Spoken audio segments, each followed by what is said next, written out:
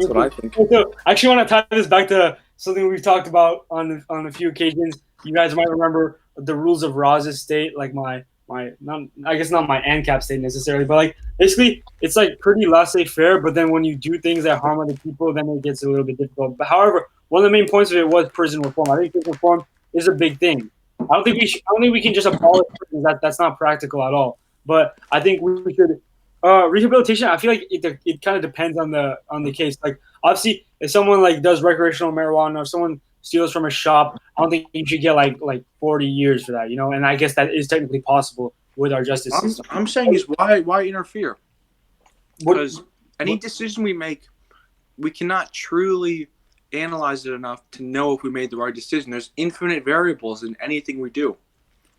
Okay. Now, CC, Matt, like a lot of your points do make sense to some degree. That being said, like we were saying, like what's the end game? Like what would that? I'm trying to find the right words for it. But That's the thing. I don't have an end game. I don't. So what's the point? And that bothers you. It doesn't necessarily bother me because like I understand where you're coming from. Unsatisfying, isn't it? A little bit, but I understand where But you're that's the question. What are you chasing from? See, you're chasing something and I'm not. So of course we're gonna have a problem. Of course you're not gonna find mine satisfying. And people are always gonna chase things. That's just how we work as humans. Not everyone. Unless you become truly peaceful, then you're just gonna be vibing. Aren't you But then- literally mandating people by saying, yeah, you have to be peaceful and everything? Like, what No, I'm not what if saying peace I'm is actually peaceful. not what the truest form of happiness to people? So, well, yeah, that's the thing. For some people in their current moment, what they truly want to do is go after pleasures and run from suffering. And I'm saying if they want to do that, go do that because that's truly what they want to do in that moment. But then, Matt, on some occasions, you said that pleasure is suffering and that they're like one and the same. Well, yeah, and that's an interesting point. Because if we think about it, it's all just stimuli, It creates a feeling within us, and we decide to choose some as pleasure and some as pain. We have some people who are masochists or they actually like being abused. It'll give them some form of pleasure. We even see in relationships, harmful relationships, they stay in it. They have to want that for some reason, right? Even if it's not like really abusive, like they still are deciding to be in it. So I'm saying people actually like that spectrum of but that's not all people. and running from suffering. Okay. Well, if you're trying to use that to demonstrate the point that hedonism can be multifaceted, then that's fine. But I still don't understand what exactly your peaceful society means, nor do I understand the ends of it. I'm a bit perplexed. I'm not gonna lie. He doesn't have an end. That's the thing. That's what makes it so weird. That's the thing. I think that like I said, like everything ties to balance. Like I think you need a combination of idealism and realism. I believe in the impossible. I worship the impossible. That being said, we live in a practical world, so I think anything is possible, but some things are extremely unlikely, and you have to keep that in mind. It would be nice if everyone could just like wake up and like be nice to each other and like we have like peace and like. See, the thing is, I don't really care if they do that or not because I'm just trying to. Because why bother? Why get so worked up about whether people are peaceful or not? Then that's my peace. Okay, but I don't want to bring up too much stuff from the past, but when recently we were talking about like an ideal utopia in a way, and you said like we wouldn't need to waste time on stuff that doesn't contribute to like learning about the world. So you said like we wouldn't need large businesses. We wouldn't need like. Wait, but that's just like everyone wanted to do what I wanted to do. And people don't want to do that, so it's not a truly ideal society. That's what I'm saying. Yeah, like every time you try to make a utopia, is it really a utopia? Because perfection is subjective, Yeah, that's what I'm saying. I'm saying we're living in our ideal society. We, as a collective humanity, have chosen this reality. We've chosen all of this. We've all contributed to build this world we live in. So we're already living our utopia. That's an interesting way to look at it. But so we've been talking a lot about like murder and like stealing stuff like that. So let's tie it back to morality. I think ultimately everything in this world is subjective to some degree because like us being able to have this conversation that inherently that just makes it subjective. Yeah, it's purely subjective. I believe the only way to transcend subjectivity is to not think at all. So you agree with me? I convinced you that. Well, I don't think everything is subjective. I mean, there's a difference between normative and descriptive statements and everything, you know. That's true. That's true. So it's like I usually say, like, one of the only ways you can make something objective is by establishing a certain concept. Like let's say, like, so like 2 + 2 is 4 because we assigned a name value to those. Yeah, if you're like an ultra nihilist, oh sure, everything is subjective. But like, let's be real here. Like, okay. Also, let's just take like an example. Like we like to talk about movies and stuff like that. I would say like Godfather 1 is like objectively like sometimes I say something is objectively a better movie. I say like I don't know, like the original trilogy is objectively better than the sequel trilogy for Star Wars or something like that. Right. Like because we use established concepts. Like maybe in our established concepts we say oh, a good movie, this is what a good movie has, and we say like it has good character development, good acting, good storytelling, stuff like that. Yeah, because it's all concepts that we agree on. Yeah, exactly. We all agree on it. So you can reach some sort of objective conclusion in that way, but then it gets a little bit the funny thing is it's founded on subjectivism. Yeah, exactly. It gets a big gray because it's like some people don't agree on the same concepts, and I realized a lot of arguments, a lot of disagreement happens, like especially in politics, because of like disagreements in terminology. Like what does this actually mean? Like I don't know. Like so if we can never get something objective, then why are we even trying? Why are we even trying to figure out the best thing? We can't figure it out. Matt, I'll get to that because that's what I was actually trying to. That's what I was trying to teach you for a while. But I'll get to that. So like a lot of people, like let's say a lot of people are religious. So like some people say like the Bible or the Quran. That's like a source of objective authority because it's from God, from a higher power. Like if like what we come up with as humans, that's man-made. Therefore, it can't be like perfect. It can't be like the true thing. And it can be close. It can be right. But what God told us, that's what's true. And then my response, like, even if you believe that's subjective, even if you believe that is objective, it gets really confusing because then you have hundreds of different interpretations of the same words in the same book. So who's right?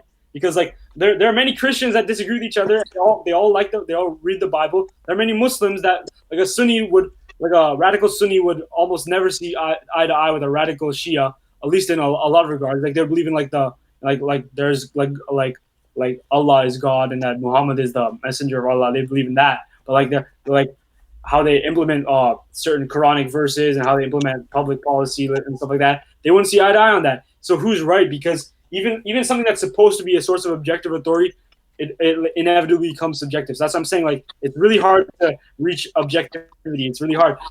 So Matt, you're saying what's the point? I think we should have some sort of moral backbone, so like sort of like guidelines to follow. But it should never be set in stone, because the moment it becomes set in stone, that's what leads to closed-mindedness and dogma, and I think that can be very dangerous. Like there should always be some flexibility, because I think murder is generally generally not a good thing. Stealing is generally not a good thing. Obviously it's very gray. Not every case of murder is exactly the same. That being said, you should deal with those cases accordingly. It's just like we're already where we want to be. You know, all these choices we made up to this point, they all led us here. So we wanted to be here. So why complain about it, right? Wait, so this is something you were actually talking about earlier. You were saying that like this point in our lives right now, we want to be here. I strongly disagree that like there are a lot of things that I want like for like later. Like I want. But you chose to desire those things in the future. Some things I did choose to, like something I did choose to, but sometimes you can't control. Like you can't control what you love. Sometimes you just do. Yeah, so that's like if we can't control love, then maybe that's something that's objective.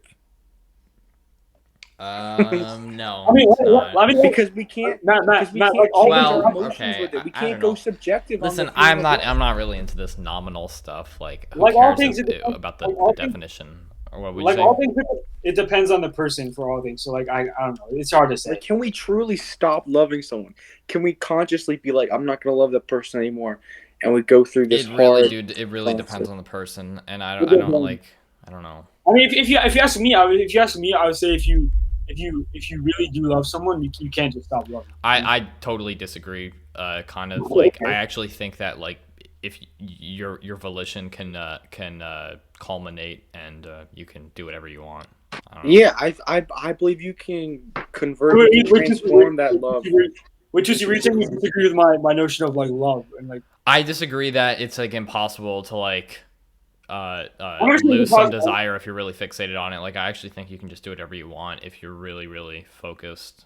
Because I feel like in a lot of cases, I don't want to talk too much about love, but like I feel like if you truly love someone or something, like even if you want to stop, like sometimes you can't. Like we were talking about abusive relationships. If you really love the person, even if you know that it's bad for you, you sometimes just want to stay in it because you can't help it. I don't know. I guess I'm thinking in terms of like, yeah, maybe it's improbable, but it's not impossible. You know. Yeah, so I know. Maybe we're on the same wavelength here. I don't know. Like I said, anything is possible. Anything is impossible. Some things are more probable than others. Right. Yeah. Right.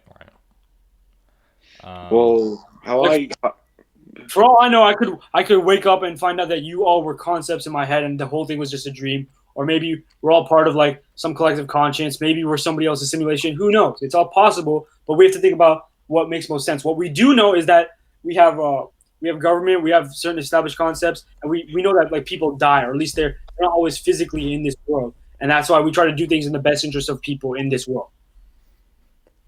Well, the problem with best interest though is that it's very partisan, which is why well, yeah, you know. Yeah, the best. That's why we have all this political stuff. But yeah.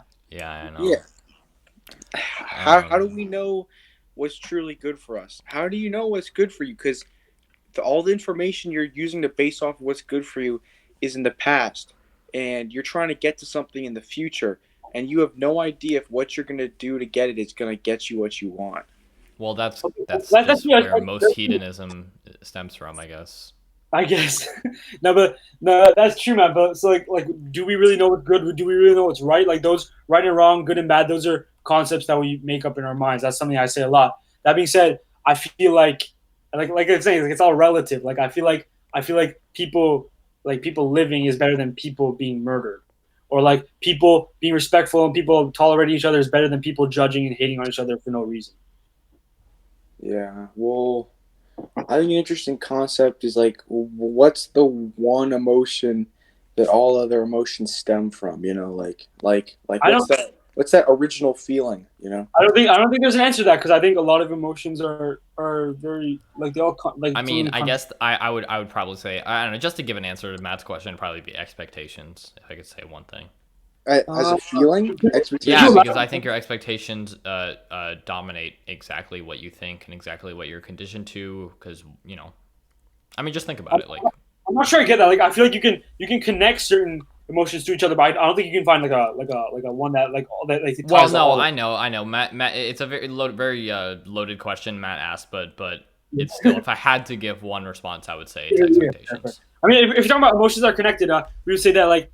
I mean, like sometimes in our heads, like we have like positive emotions, negative emotions, something like that. Like we usually say like sadness is related to anger, or we could say like see, so what? Like hatred could be related to anger, which could be related to fear. Like happiness could be related to love and stuff like that. But yeah. Yeah, and well, if it's expectations, if all feelings come from an expectation, then we're always going to live in a point where we're expecting something and we're never going to find true peace. Yet you have people who are completely peaceful, so and they still feel, you know, they still have feelings. So I just don't see that as a possibility. Well, like, can you elaborate on that? Well, okay, so we have an expectation, right? Yeah. It could be true or it could be not true. If it's true, we're good. But are we gonna be right about every expectation we always have? That's like impossible. Well, I just don't think that the ends necessarily like matter that much, because if you really stop back in hindsight and look at a lot of your thoughts and a lot of your experiences, they actually come from the journey as opposed to meeting the ends. And so I feel like, well, why do the ends even matter that much? Really, like we don't have to focus on them that much. We can just be like, well, if someone has very organic and smooth means, then I think it's fine. Yeah, I see what you mean. Well, yeah, I mean there is no end destination, you know. But yeah, there is no end, of course. Yeah, but unless you're dead. But yeah, what I'm trying to say is expectations expectations move us along the journey, you know. But I don't think we always act with an expectation. There's some times where we have no expectation and we still act. Like that's very possible. Like, give an example. Like okay, well for me, expectation means you want a specific outcome. Mm-hmm. I mean, you act without caring what the outcome is. It's like you would like for something to happen, but if it doesn't happen, you're fine with it too. So you just do it without fear of failure, and without a strong desire for success. You know? Oh, yeah. That's actually how Amazon started. Oh, really? That's I interesting. don't know. Apparently, so Jeff Bezos said that the reason he started Amazon was because of something called like his regret minimization framework or something. Like he said he read something that the internet access would like be extremely lucrative and expand like 2,000% or 3,000% in the next like decade, and so he literally like because it was plaguing his mind to fulfill his regret or any future regrets, he created the company to be like, oh, finally I can do that and not regret it later. Oh no, that's a complete expectation. I know, He but was he's plaguing his fulfilling that. mind. He's fulfilling that loop at least. Well, yeah, but we're always trying to fulfill that loop. We're always trying to have our expectations match up. Unless we act without expectation and we don't care about the outcome, we just do it because we enjoy doing it. That's what I mean. I mean, doing something for just the sake of doing, like the act is enough. Like altruism or what? Well, like let's say you are an artist and you love making music, and you're not doing it for anything. You're just doing it for the doing. Yeah, but you can't. You know? I mean, I can point to specific examples like of you doing that, but it's almost always for the sake of happiness. Like I don't think anything is just Exactly. is in a vacuum like pointless. Like Exactly. When you're happy, you have no expect.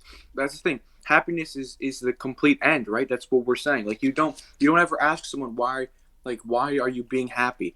They're just like because I want to be happy.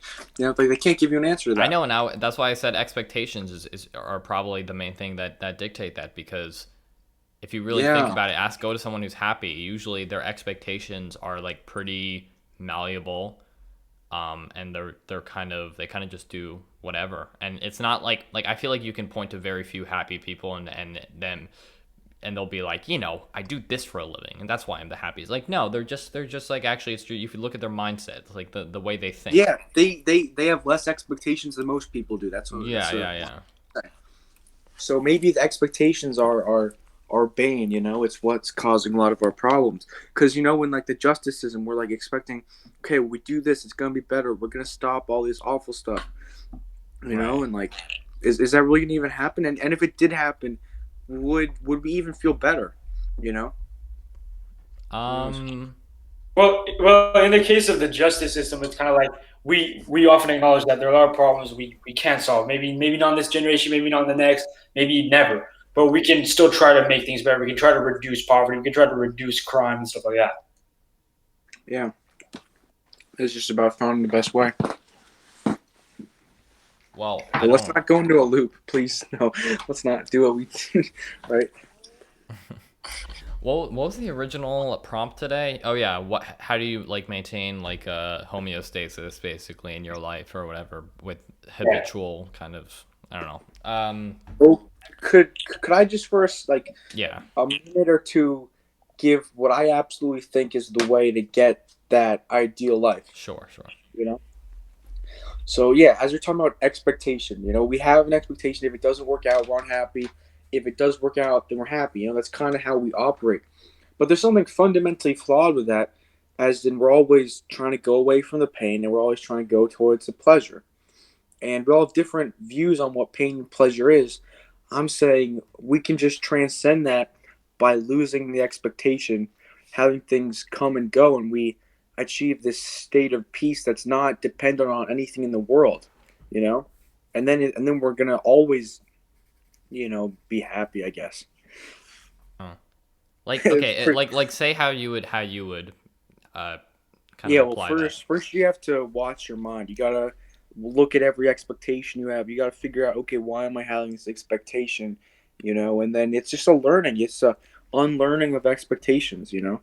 It's realizing these expectations aren't going to give me what I truly want. If we want peace, if we want true happiness, which I believe happiness is not like a pleasurable ecstasy because we cannot feel pleasure forever and we cannot suffer forever. Our lives change too much for there to be just constant suffering or constant pleasure.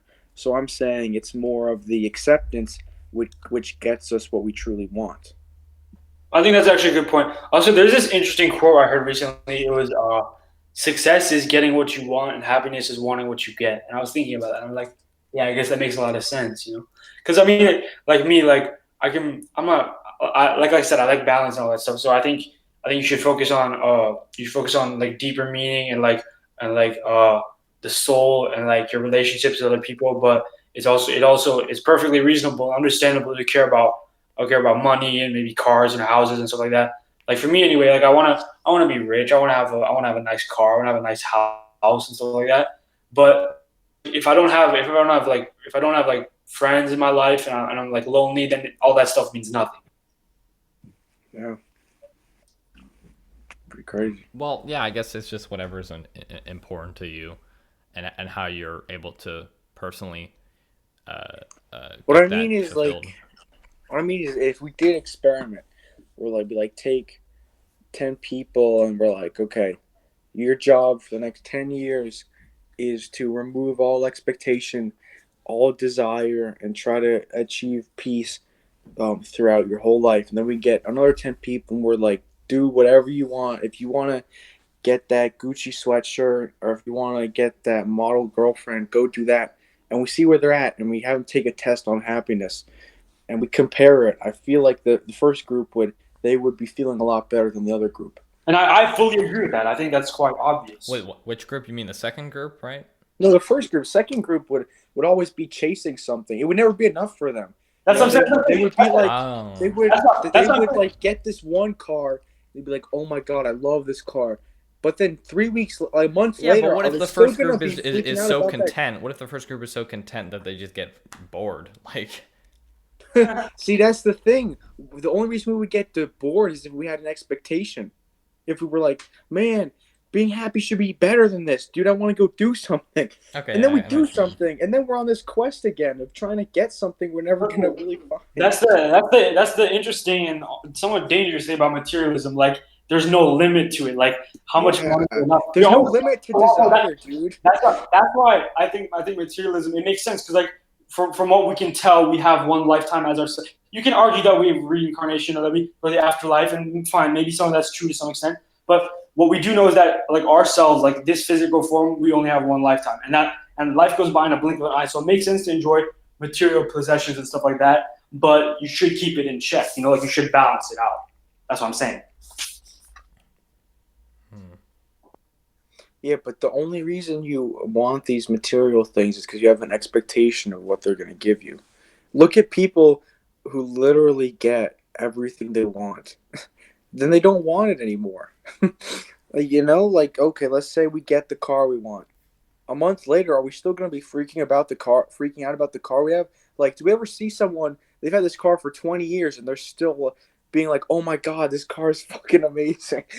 You don't see people like that. I mean, no, We don't see people like, there are many car enthusiasts who, like, care about collecting vintage cars and they're very attached to their car. I mean, I'm just saying. yeah, but they had to get more than one car. And they keep searching for more cars. They don't stop. You know? That's what I'm saying. And like, let's say someone who they are rich and they are able to date really attractive people because of their status. Okay, the first time they did anything intimate with that really attractive person, they were consumed by how attractive this person was. But then 20 years later, they've slept with a million attractive people, and then that attractiveness becomes the new normal, and they don't get happiness from it anymore. It's like this desire that we have doesn't make any sense. It doesn't play by any rules. So how can we consider it a stable source of happiness for us? Okay, so I just feel like this a little bit contradicts what you said earlier, because earlier you're like, let's people do whatever the hell they want, Yeah, and now you're like, oh, things that are are completely free form and arbitrary, they actually are more detrimental. Like which would do you want a stringent like What expectation? I'm saying is what I'm doing works for me, but other people want to be in this never-ending battle of pleasure and suffering. They want to be in that. So I'm going to let them do what they want to do. But I'm saying if you truly want to be happy all the time, you have to get rid of these notions of desire. See, people don't want to be happy. I never said people wanted to be happy. Wait, I thought we agreed that like happiness is the end goal. Like most people. Well, no. Yes, they want to be happy, but they don't know how to do it. So they do all these faulty things. They think they're going to be happy, and they get attached to it. And they truly believe that this is going to lead them to happiness. Wait, so Matt, they truly believe. I'm going to let them do it. Wait, so Matt, you and I were talking recently. You said that like I was saying like I thought you would believe that like eliminating desire is like the path to like happiness, or at least like self peace, like peace like that. But then you were saying that no, like some desire you can't get rid of, so it's coming to terms with the desire. And I was just like, okay, but what I mean is, it's like we have stimuli we experience. If we see someone really attractive walk by the street, our biological system is going to give us some response. But there's we can decide to react to that response in so many different ways. We could train ourselves to really focus on this one attractive person, or we can choose to just let it pass by us, and then it doesn't even really bother us at all. It doesn't have any impact on us. That's what I'm talking about. I agree with that. I agree with that. Well, all right. I guess we're nearing the end of the podcast. I guess do you wanna make some final remarks? Just go around. I guess. Do you want to start? Whoever wants to start. Honestly. I think we should like go in terms of talk about like our ideal lifestyle, like what Sure. For each of us. Okay. You guys can go first. All right, Matt. I see you're pretty zealous, so why don't you? I'm zealous. Okay. Currently, how I'm trying to live to achieve my inner peace, my happiness, is by recognizing when I have a desire and letting it flow through me and just letting it pass. And the more I do that, the less I will be attached to outcomes, and then I will be able to live happily without dependence on anything that happens around me. Okay, so I guess abolishing contingencies, that's an interesting one. Do you want to give examples like I know we were talking about like dieting and like eating healthy or like stuff like that, or like exercise. Well, yeah, but the only reason I'm doing that is because I don't want to be in this weird pleasure game with the food I eat, where I'm like addicted to really junky food for me, and it destroys my body. And see what I'm saying is like just losing that desire for the food. Boom! Now I have a great diet because I'm doing what I know is going to give me that stable health and exercise. If I'm cramped up inside all day, I have this energy. I don't know how to like get it out when I exercise and actually enjoy exercising. That like the fact, like just like an art form, do it for the sake of doing it. So that all of those things still fit into me not wanting the desire, because remember the desire is just that wanting of a specific outcome.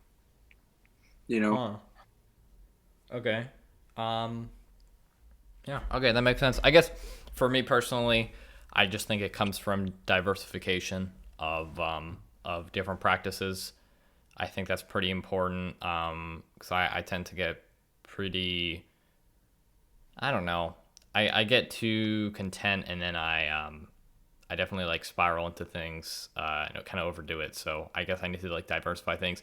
I also do think that the end justify the means if they benefit like my life in a very, I don't know, like in a I don't know, Faraz, what's the word? Like a way that like I can look back and be like, okay, well, I guess that was justified because I comprehensively in the greater scheme of things. I want to say things. Machiavellian, but like we always talk about that. I don't know. Anyway, I just feel like that, and then it's just really whatever. I honestly, I mean, we're only 17, right? So we don't exactly know the perspective trajectory of life, but I don't want to sit around and just try and figure it out all day. I think I'll be miserable. I'd rather just go along and see what I can do. It's a super equivocal answer, I know, but I don't really I think about this a lot, but I don't have like a definitive answer. The more you think about it, the more vague your answer becomes. Faraz, you want to end us off? Yeah, had to save best for last. Yeah, of course. So I love what you said, Tusi, about that diversification. Like that goes back to like versatility and like balance. Like I've said balance like 20 times. I know, but yeah, I just like being a versatile person. I don't like putting all my eggs in one basket, but that's why I try to vary what I do and my skills and my knowledge. For example, I try to have like an extensive general knowledge. I try to know a lot about like science, history, geography, psychology. I try to play different sports to the level I can like play them well enough to have fun and stuff like that. And I guess and then I care a lot about intellectual strength. I also care a lot about physical strength. Like they're both like almost equally important to me. If you asked me a few years ago, I would have said I care more about intellectuality than physical strength. Now it's like more balanced because I recognize they're both very important to me. And there's a lot to say, but I would say in general, like I said, I think it's good to have some spiritual, some material, and I think spiritual. It doesn't even just have to be going to your place of worship and praying. It can literally introspection, like just thinking about what you do, why you do what you do, and trying to learn about yourself. Like learning about yourself and like getting to know yourself is one of the best things you can do. And sometimes I realize like I don't even know myself that well. Like sometimes I just do things because I feel like it, or like it's hard for me to describe myself. Like when people say like describe yourself in 3 words, I have a hard time doing that because I think there's just too much to say, and I don't know what makes the most sense in that context. But so yeah, basically, let me like for examples, like I focus on school. Obviously, I focus on grades, but I also focus on having fun. Because I think fun is probably one of the most important things of all time, and yeah, there's some other stuff I was gonna say. Yeah, so I do want to be rich. I do want to be famous. I do want to have nice cars. I'm not gonna lie, because that stuff's just fun. Like you only live once. You may as well enjoy. You have to conform to society standards, even if you think you're super special. I mean, the way we define everything, because every person's the main character of their story, but the way we define a lot of our happiness is just based on the observable measures around us and whatnot. Like I'm sure happiness was unless you adopt my ideas. Yeah, sure, yeah. So as you guys know, I have a very complicated relationship with religion and spirituality, and my position has kind of shifted over the years, like being raised to be super religious, and then like at a certain point like breaking away from some of that indoctrination and thinking more for myself, and I felt more free. I felt less comfortable because I didn't have that crutch to lean on anymore. It was a coping mechanism. I didn't have that anymore. I was more free, but then I was less content. I realized that. That's why that sort of ties back into ignorance is bliss, but like we can talk about that another time. I don't want to get too much into that. But I kind of realized like philosophy, like sometimes we spend sometimes I've spent like hours in bed, like just like thinking about like the meaning of life, like why are we here? What's the point of everything? And I realized that a lot of these questions, we probably won't find the answers, at least not in this lifetime. And I've come to terms with that. That doesn't mean like I have to let that make my life like less fun. I can still have fun. I can do things. I can still think about the questions. I can still talk about them like we're doing right now. But I don't need to find the answers because I've realized, like we like we're here. We're part of life right now. We can just live life, I guess. As for like ethics and morality, it's really tough. Like I said, almost everything is gray to some degree. So, but what's kind of interesting, like I've noticed, like traditional sin, like maybe like 7 deadly sins. I think the concept of sin is kind of silly because I think that's what used to get people to follow religion out of fear. Like oh, you do this, then this will happen to you. Like you go to hell. Superstitious stuff. Yeah, exactly like that. But so I realize like traditional sin, I don't think it's like you're gonna go to hell for doing this, but I think it's only gonna hurt yourself. I think like if you like for example, if like you're greedy, if you're prideful, I can be greedy, I can be prideful to some degree. I'm like I admit that, and I'm not ashamed of it. I'm not disappointed in myself necessarily. It's natural to some degree, but in the end, too much of that stuff, it's only gonna hurt you in the end. So trying to limit that stuff, and like I said, trying to balance everything out, you know. Yeah.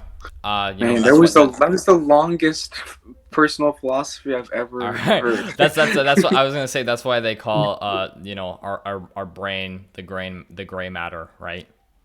Yeah. I learned that in Breaking Bad. Yeah. All right. Thank you guys so much for watching. And obviously, it's just the three of us today, but we plan to get more people on next time. It's just pretty busy, applying to college in the fall and whatnot.